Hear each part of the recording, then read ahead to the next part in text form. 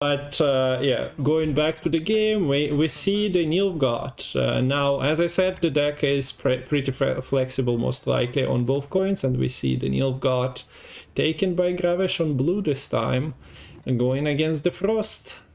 Frost already happy with this board setup. The Musicians of Blaviken on ranged row, the Djinn is available on the front row, so you have targets on both rows after the stratagem is getting clicked. Yeah, you called it that this Nilfgaard list offers flexibility on both coins. Gravesh takes all of his mulligans and finds a bricked Renfri's gang in his last mulligan, which he doesn't love. Meanwhile, Magpie's got a very playable round one hand between the aristocrats. Found Ardgaith is the name of that echo card. You like Red Riders, you might be willing to commit one Foglet if you needed it. So yeah, Magpie's got a very good hand. Not a bad hand from Gravesh, just not as playable, and you don't love that brick. Yeah, and we see already the both rows are available for Frosting if Magpie so desires. It'll be interesting to see how the movement plays out with these decks because of the fact that both players, like, yeah, Magpie can move Gravesh's units, Gravesh can move them back. So you wonder what the prioritization there will be. But in this case, Magpie prioritizes playing uninteractively, and it makes sense to get the Frost down four turns on the front row because you know that Gravesh wants to play there for flanking. Yeah. And the flanking on the back row is actually like not even losing you too many points. If this is the tallest unit, you just get the armor blocking the Frost, so that must be quite nice. You wish you had a Ardfane, not Ardfane, a Naglfar warrior here, an NL warrior. Yeah.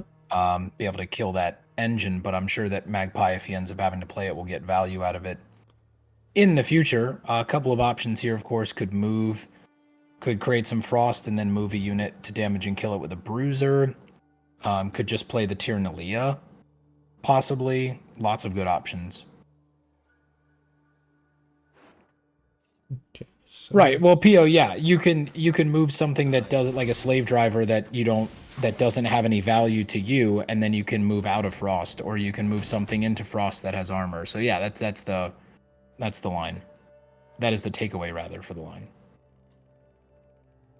Okay, good points for Gravesh so far, but Magpie kinda didn't start cooking yet. For now, yeah, he might not even heat up the stove by the looks of it.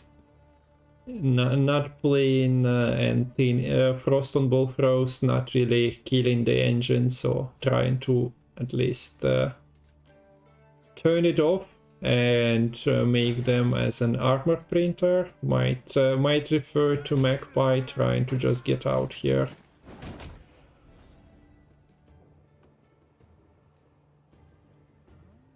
Yeah, I mean, I think if you're Magpie, you could be convinced to pass. Yeah. Okay. So we see a pass here.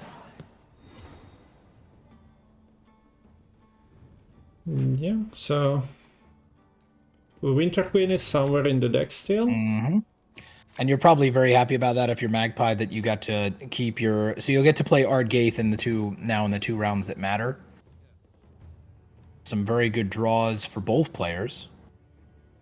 Although Gravesh doesn't want double Nausicaa because they're not playable this round. Doesn't find a brick, which is great for Gravesh. And Magpie opts to hold the hand, which I think is probably correct. Yeah. Yeah, Uninspired, I thought the same thing, but the way he was playing, it seemed like Magpie would prefer to... And I think this maybe makes sense because it encourages Gravesh to want to bleed, and hence Magpie can continue to react instead of having to be proactive. But we'll see what happens here. Yeah, so Frost is pretty annoying if you try to get the maximum trees value, all the movement from the leader. True. And Oh, the that's true too, bruisers. yeah. So rows are getting split inadvertently already, but more to come. And Aristocrat is getting locked because yeah, a lot of hidden points there with extending the frost value. Magpie just gets ahead here with the Tyrnalia. The downside is the Tyrnalia can't be replayed using the Red Rider here without losing all of those Tyrnalia points, but Magpie's probably fine with that because you want to get Tyrnalia down in this round usually anyway, and it gets him ahead. So Gravesh now has to make a decision about pushing here, and do you push with, the shorter the round for Gravesh, the worse Triss is, but a long round where Magpie hasn't really committed anything thus far feels bad, right? Yeah, and he definitely doesn't have a... If he tries to like push and keep his card, there is not really a space for Trihern in that plan. So that card in hand is awkward. But we see the Blightmaker, so the push continues.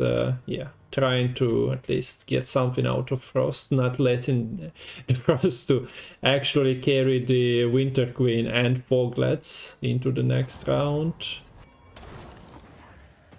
Okay, a search for potential assassination. Finds the Kingslayer, but it's not really a good tempo here. Do you ever take the novice, recover a novice, to send the Trihern back into the deck and try to... I think you might. It's either that or for the other. I think doesn't Gravesh have another Nausicaa Sergeant in hand? Because I think he drew 2 and only mulliganed 1. You can't play the Nausicaa in this round anyway. So you could do worse, and it's also a unit, which is nice. Man, you can just take the Kingslayer and... Or you can just YOLO a Kingslayer into an Eridan. Yeah, that's... So many options with the Nilfgaard. Where's who was it before? Who was it in chat? I don't know if they're still here.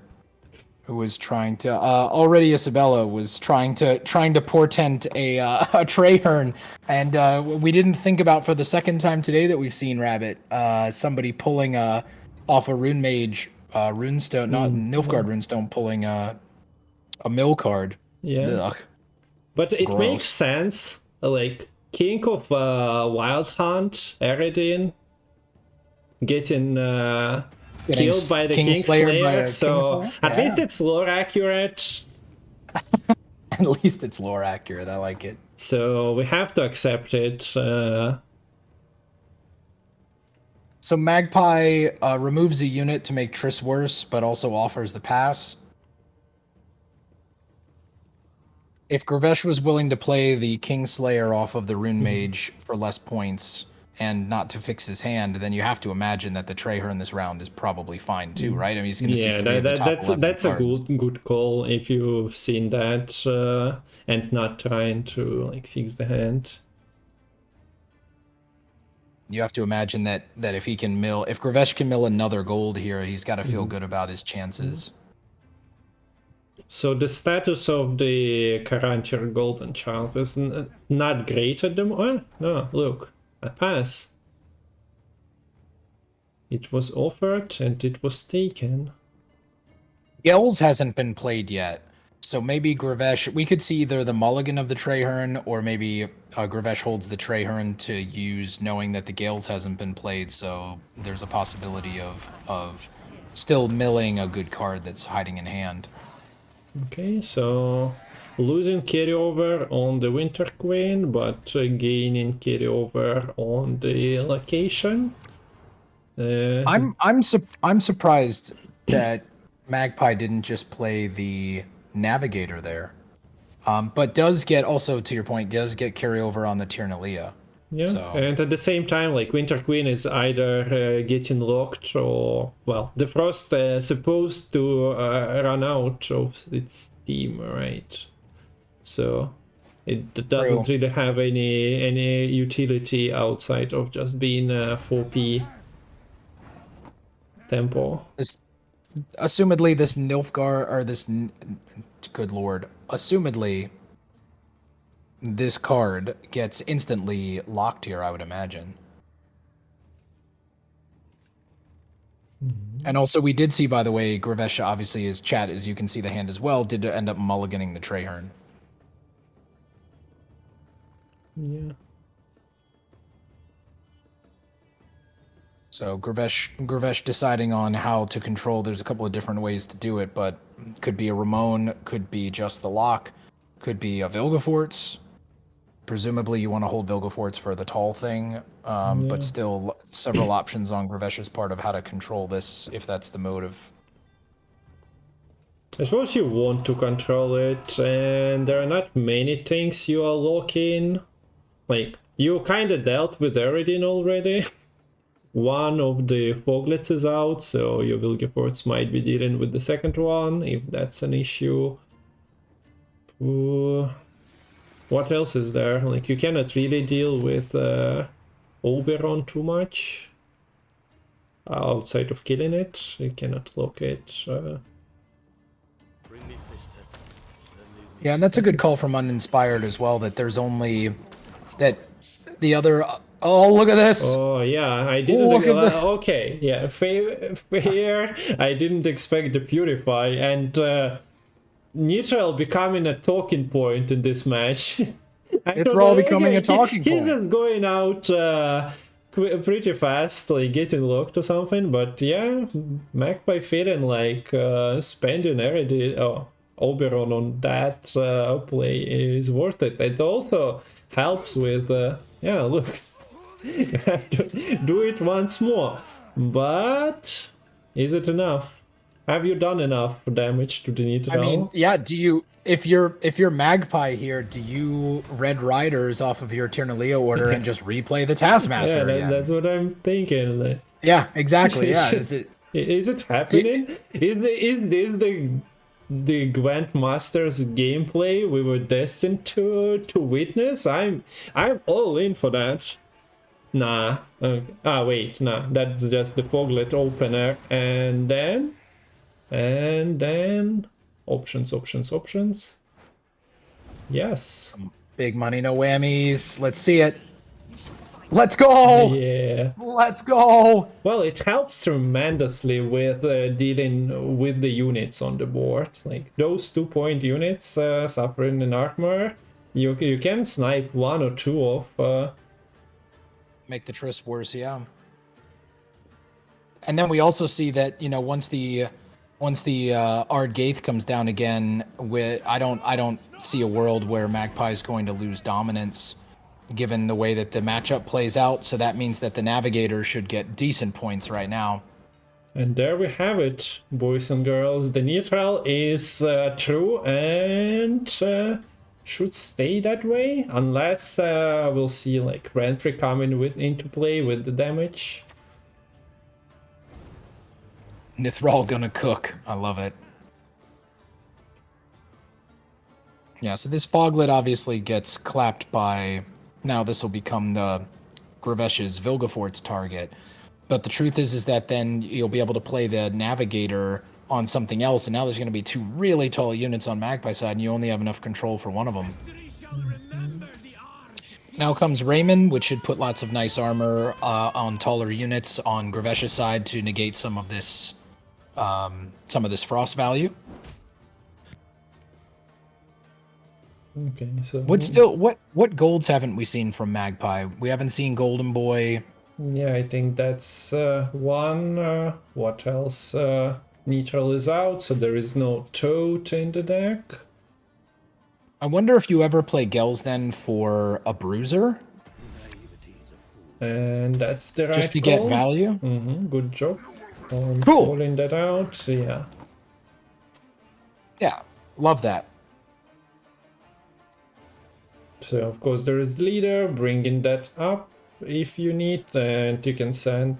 But anything you send back row that is For example, that armored Talbot cavalry is points lost on trees, so you kind of Right. want to send the slave driver there, but he doesn't get the armor. So But then you give 4 points away on 4 points away on the frost versus it's a lose-lose, I think, for Gravesh trying to I mean, there might be a point hiding somewhere in there, and if someone could figure it out, Gravesh is smart enough.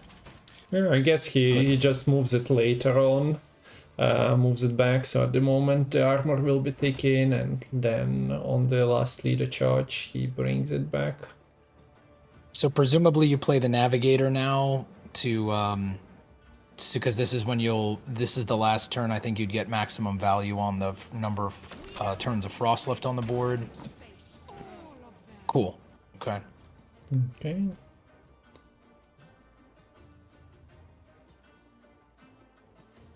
But yeah, that earlier leader charge means that you have to play a leader, so you cannot hold on to that last leader charge and bring in the armored cavalry back to the front row. So some 3 points are definitely going away from Gravesh. I cannot maximize properly here. So 5 options extended by the rune mage. We sadly don't see them, but hopefully they are getting Lita. Oh, okay, so there is a slot, but there are no bronzes in hand. I was gonna say, Lad called it out in chat. I had the same thought of like what you were saying about trying to maximize Triss. You know, of course you want Sloth and play lowest unit, but none of that to be found for Gravesh. Instead opts to take the kill on Nithral, which is worth an extra potentially 4 points because of the damage clicks each turn. So we are looking at a tie game right now. Now a 16-point lead, minus another 2 or so for Gravesh. So Pulls out a Taskmaster. So the golden boy is about 20, okay, a bit lower, 18 versus the trees that is playing for the similar-ish value. Yeah. But there is still frost damage as well. And there'll be 2 points from the light cav. Oh, look at that! 1 point game. Holy Surely, shit. if we are min-maxing and looking back to this, you can find gotta- for both players something. Whoa. Wow, that was incredible. I think the lines were probably cleaner for Matt, like more straightforward for Magpie, but like you said, both players I'm sure could go back and look at the micro and find a place to find a point here or there. But for anyone who, especially, I mean, Rabbit, how many times have you and I on stream we've like recognized we lost a point somewhere and we're like, it's a point, it's fine. Yeah. It's not.